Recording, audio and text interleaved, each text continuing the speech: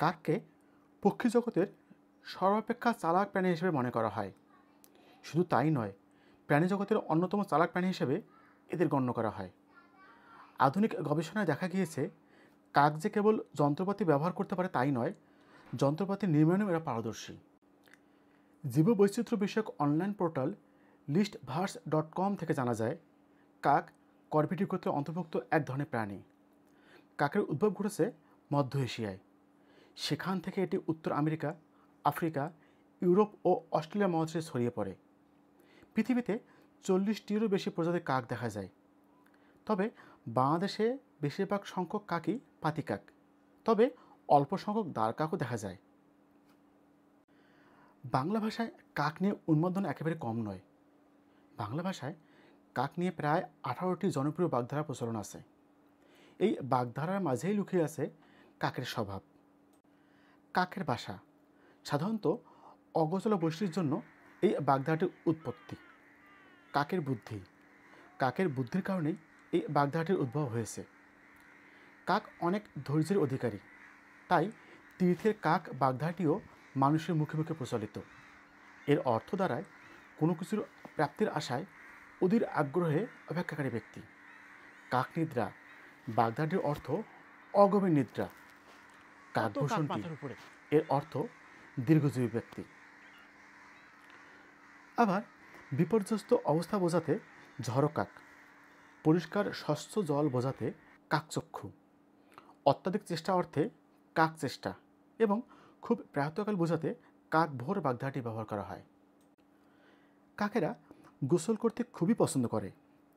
জমাট বাঁধা পানিতে বা পানির ধারায় একাকী বা দলবদ্ধভাবে পানি ছিটিয়ে এরা গোসল করতে খুব ভালোবাসে।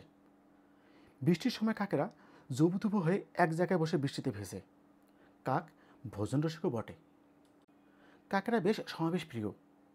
পাতি কাকেরা ভর দুপুরে বা দুপুরের পরে সমাবেশ করে। তখন এরা সবাই একসাথে ডাকাডাকি করে, কখনো একসাথে উড়তেও দেখা যায়। ভিডিও চিত্রটিতে আপনারা এরকম কাকের সমাবেশ দেখতে পাচ্ছেন।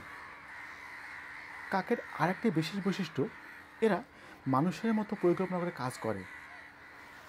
আর এরা কখন কি খাবার খাবে, কোথায় খাবার পাবে, সে তার সঙ্গীকে খাবার থেকে কতটুকু দিবে, এগুলো সে আগে থেকে পরিকল্পনা করে রাখে। খুব সুযোগ সন্ধানী ও চতুরতার কারণে কাকের চোর হিসেবে বদনাম আছে। মাঝে মাঝে কাক গর্ত করে তার খাবার লুকিয়ে রাখে।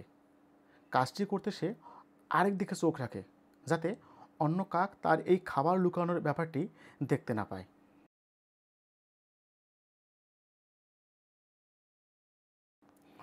সাধারণত দিনের বেলায় কাকেরা খাবারের সন্ধানে দল বেঁধে এক স্থান থেকে অন্য এলাকায় যায়।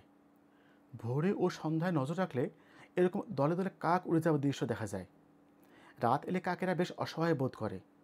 দিনের বেলা খাবার সংগ্রহ শেষে রাত নামার আগেই তারা দল বেঁধে নিজের আশ্রয়ে চলে আসে। কাকের প্রজনন ঋতু মূলত মার্চ থেকে জুলাই পর্যন্ত, তবে স্থানভেদে প্রজনন ঋতুর ভিন্নতা দেখা দেয়। কাক একেবারে 3 থেকে 6টি ডিম দেয়। ডিমের রং আকাশি, তার উপর থাকে কালচে বাদামি ফোঁটা। ডিমের মোটা অংশে বাদামি ফোঁটার ঘনত্ব বেশি। স্ত্রী কাকুই মূলত ডিমে তা দেয়, পুরুষ কাকু দেয়, তবে খুব কম সময়ের জন্য। তবে বৃষ্টি নামলে, শিলাবৃষ্টি হলে বা প্রচণ্ড রোদ পড়লে পুরুষ কাক স্ত্রী কাকের সঙ্গে ডিম আগলে রাখে। 16 থেকে 17 দিন পর ডিম থেকে বাচ্চা বের হয়। একটি কাকের স্বাভাবিক আয়ুষ্কাল 10 থেকে 15 বছর। ধন্যবাদ সবাইকে সাথে থাকার জন্য।